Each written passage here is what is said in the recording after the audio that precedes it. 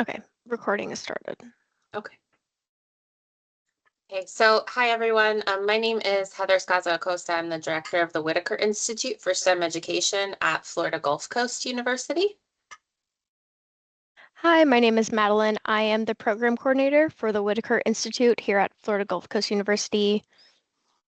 And we just wanted to share, we were meeting with you all to share a little bit about a program that we've been managing for the past few years now that I think aligns really well with a lot of the work that Scott and all of you have been doing to bring together climate change education, interested parties, educators, you name it. And I will kind of preface this by saying, our hope is that our groups can kind of collaborate, merge, share resources as time goes on. But I think the first step to that is that we can share a little bit about what we've done with you and sort of where we are. And then we hope to, in the future, hear from some of you about what you are working on and, if there are ways that we can connect and get you involved on this side of things. So some of you may have been at the LEAF conference last year. And so some of the things that you'll see in this presentation are similar to what we shared then. But, right now we're kind of tailoring that information to think about, how we might be able, again, to kind of merge our groups. So this is on Florida Focused Climate Change Education. The project was supported by NOAA's Be Wet grant. The grant actually came to a close in July, which is another reason why we're looking for a partner to sort of help manage things or move the group forward.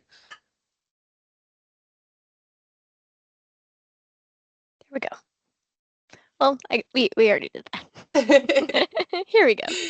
Okay, so the original goals of the program, as they were explained in the program proposal to NOAA, we had three primary goals. One was to increase K through 12 climate literacy education and the use of meaningful watershed educational experiences across Florida.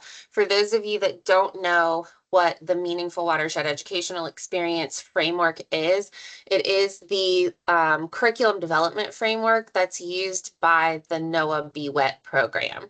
And there are certain things that all MWEs have to include, like an outdoor component, like an action project, like the collection and analysis of data.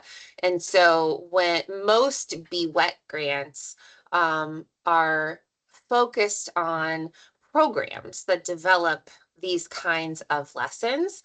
And so they might be given to formal educators, non-formal education groups, you name it. But it's in the sort of development of this action-based learning design, I guess. And so our grant was a little bit different and it was very new to NOAA's framework.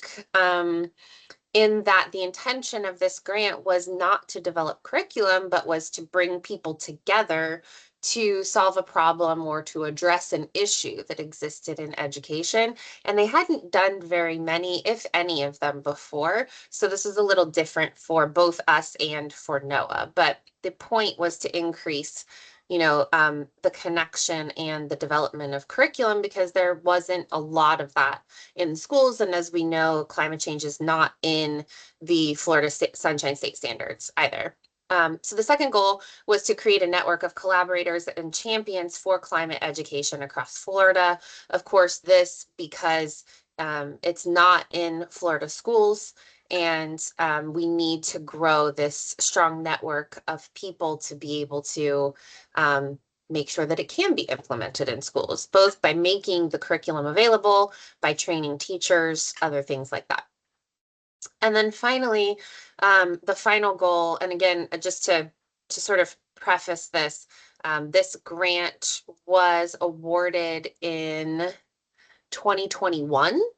And it came to an end, like I said, this past July. We did have a no cost extension on the grant, so it ran for 3 years as opposed to the typical 2-year Be Wet platform. And so the final goal, as it was proposed, was center communities that have historically been excluded from climate education, curriculum development, and decision making. So when putting the network of collaborators together and thinking about who this curriculum would serve and support, that piece was very important as the grant was originally developed.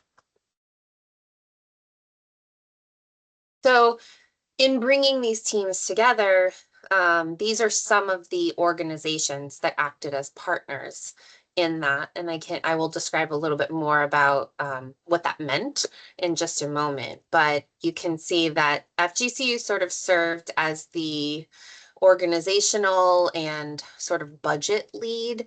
But truly, most of the grant, was a subaward to LEAF, the League of Environmental Educators in Florida. And it funded the operations consultants. It funded a different person in the beginning that was sort of the lead in achieving these outcomes or these goals that we described on the last slide.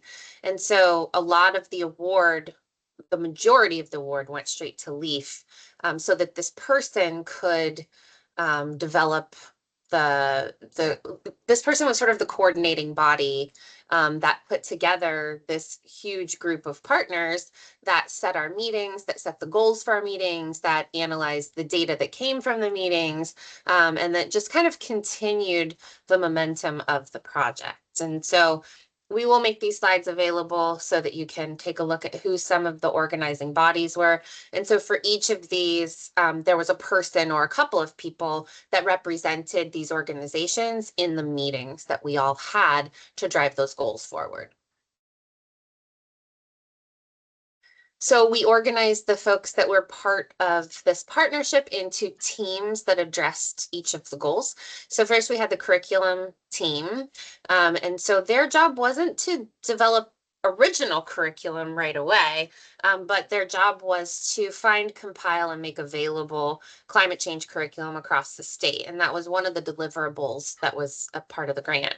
So we wanted to look for what was already out there. And the criteria that we established for that there were kind of two things. One, we wanted it to be Florida focused specifically. So we wanted to look at the impacts of climate change in Florida so that we were focusing on phenomenon that students or learners would be able to see or experience in their own backyard. However, a second sort of set of acceptable programs were ones that were easily adaptable to our region. So there are several, for example, NASA and NOAA curriculum collections that could be adapted for any ecosystem that talk about the impacts of climate change and sort of the phenomenon of climate change itself. So those were also acceptable in the curriculum that we were looking at.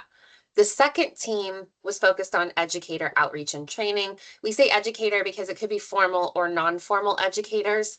And so once we find the curriculum, it isn't enough just to have it and make it available, but we want to make sure that our teachers and facilitators know how to use it and how to implement it in a classroom or some other setting. And so the goal was to have, multiple trainings per year that would get educators sort of up to speed and confident in teaching about the impacts of climate change in Florida.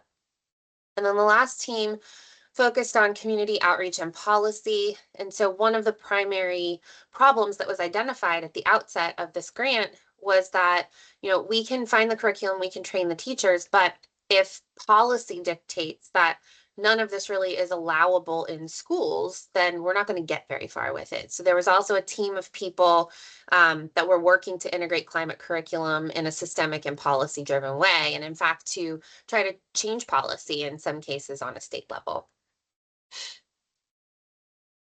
Okay. So I'm going to turn this over to Maddie so she can talk about the piece that she was really instrumental in developing for the project. Okay, I'm going to exit out and we are going to go to our website. So as Heather just mentioned, the curriculum team found all of these different resources that were Florida focused, but also nationally focused that could be adapted. I, in my graduate research with Heather, worked on this and was able to compile all of those resources and update them and add them to our Whitaker Institute LibBib account. So we have this website right here where you can click on, let's just say action projects right here. Action projects are a great way to introduce sustainable ideas and projects to students. We use this with a couple of our other programs. So you click on the little icon and then you click in the description and it takes you right to their website. This website has a ton of different options of action projects that their students have made and ideas, but you can also, I think there's also outlines that you can follow to create your own action projects. It's a really good resource. So, oh God, no, I don't hide that.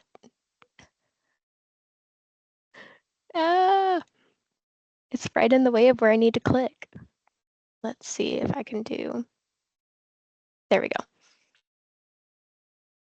So we also wanted to make this searchable. So for instance, the Florida state standards are the CPALM standards. So we have, honestly, I think we have more results than this. I might have to go back and edit this. But just for this instance, we have the Everglades Literacy Teacher Toolkit, which is a teacher training based on the Everglades watershed. It's for K through 12 teachers, follows Florida's state standards. We also have with the CAUSE class curriculum and Dream and Green. For instance, if you wanted to look up a specific lesson plan, let's say trees, we have Project Wet, Wild, and Learning Tree. So this was a compilation between, or this is the individual books, and then they also had a Project Learning Tree, Southeastern Forest and Climate Change. So this is one of those national activity sets that can be adapted to our Southeast region, even further so into just Florida. So this one, they actually worked with the University of Florida, and it's for grades 9 through 12. So we have a ton of different resources. We have 41, and they have various different, let's see,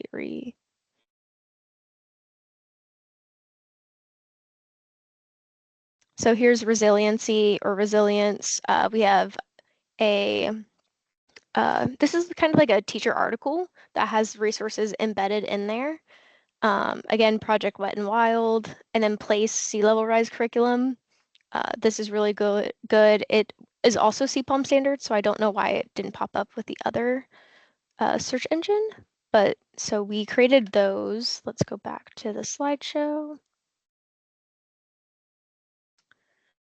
Oh, we didn't really do that. How do we want to do this? Oh, you're muted.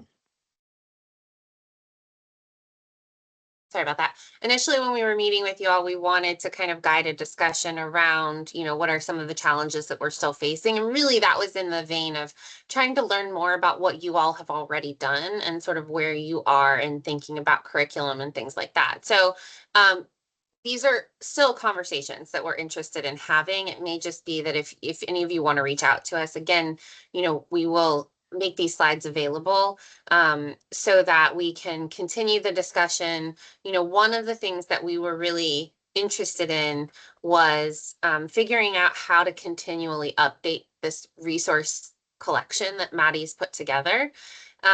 And so, one of the things that was a challenge when we took over the project was that a lot of the curriculum resources had been collected a year and a half before we got the list. And by that time, even a lot of the links were broken or inactive.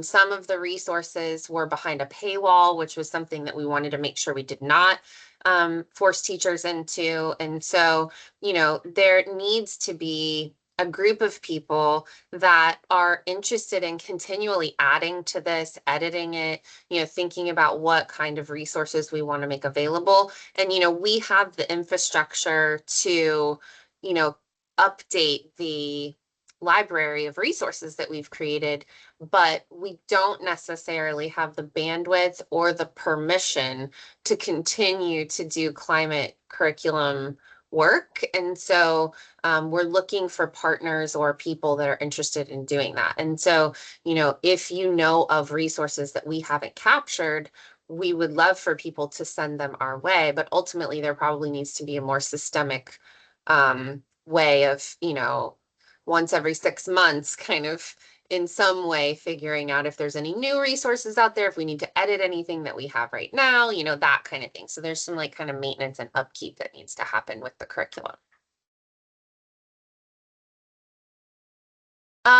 So when we think about where we are with the partnership right now, like I said, this is post grant. So the grant came to an end in July, but that doesn't mean obviously that the work comes to an end, because you all are still meeting and this is still an important thing to think about. And so how could we structure that to continue this work? And I think it's some of the things that you all are doing already. And so, like I said, we're just kind of really interested in figuring out how to partner on these things. What can FGCU provide the backbone for?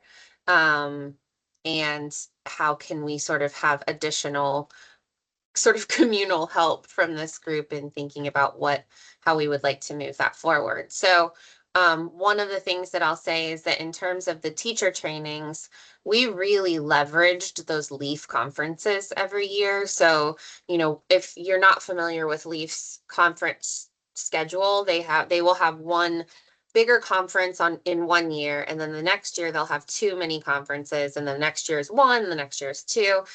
And so we were able to create workshops and, different sessions within those conferences that would help us connect with educators and teachers that were interested in this type of climate change curriculum.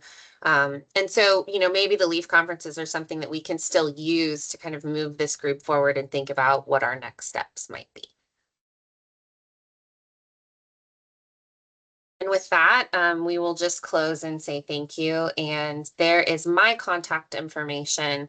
Like I said, we'll provide these slides to Scott, and then we'll also have Maddie's contact information available there as well. Feel free to reach out to either one of us. The social media sites that are there for the Whitaker Institute. So if you are interested in anything else that we're doing, feel free to connect with us. We would love that. And with that, we'll just say thank you for your time. If you have any questions, please feel free to reach out to us and let us know. We're happy to chat. Thank you.